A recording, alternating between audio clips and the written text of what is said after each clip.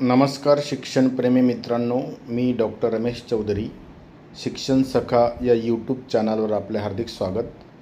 महाराष्ट्र शासन इतर मागास बहुजन कल्याण विभाग महाराष्ट्र राज्य मुंबई यांचं कार्यालय महात्मा ज्योतिबा फुले संशोधन व प्रशिक्षण संस्था अर्थात महाज्योती महाराष्ट्र राज्य नागपूर यांच्याकडून एक महत्त्वपूर्ण परिपत्रक निर्गमित झालेलं आहे.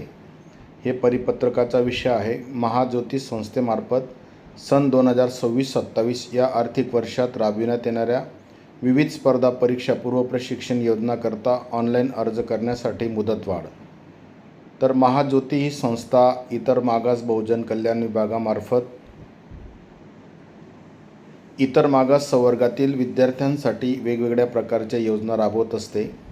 त्या संदर्भात 2026-27 या आर्थिक वर्षामध्ये जे काही कर्मचारी निवड आयोग आहेत, IBPSची परीक्षा असेल, बँकिंग असेल, LIC असेल, रेल्वे भरती असेल, मिलिटरी असेल, पोलीस भरती, शिक्षक अभियोग्यता आणि बुद्धिमापन चाचणी, MBA CAT परीक्षा, CMAT परीक्षा, नंतर UGC नेट परीक्षा, CSIR परीक्षा, MS SET परीक्षा, GRE परीक्षा, TOEFL परीक्षा, IELTS आणि फॉरेन लँग्वेज या सर्व परीक्षा पूर्व प्रशिक्षणाकरता विद्यार्थ्यांकडून दिनांक 19/6/2026 रोजी महाज्योतीच्या संकेतस्थळावर जाहिरात प्रसिद्ध करून दिनांक 10/7/2026 रोजीपर्यंत ऑनलाईन अर्ज मागविण्यात आले होते.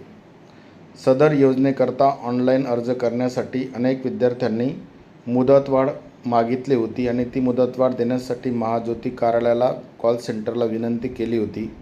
त्यानुसार आता विद्यार्थ्यांना या विनंतीचा विचार करता दिनांक 17/7/2026 पर्यंत मुदतवाढ देण्यात येत आहे.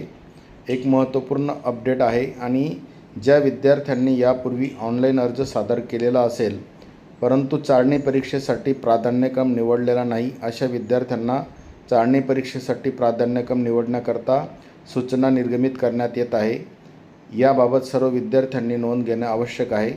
तर अतिशय महत्त्वाची ही एक परिपत्रकातून बाब दिसून येते की इतर मागास बहुजन कल्याण विभागाच्या अंतर्गत OBC संवर्गातील विद्यार्थ्यांसाठी महाज्योती संस्थेमार्फत ज्या वेगवेगळ्या परीक्षांची भरतीपूर्व किंवा परीक्षापूर्व तयारी असते त्यासाठी ही चाळणी परीक्षा होत असते.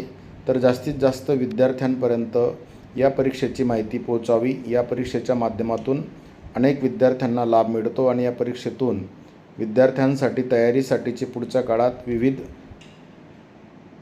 प्रकारच्या सोयी सुविधा आणि काही अनुदानसुद्धा उपलब्ध होत असतं. तरी यासाठी सर्व संबंधित व्यक्तींनी याचा लाभ घ्यावा आणि जास्तीत जास्त लोकांपर्यंत पोहोचवावे.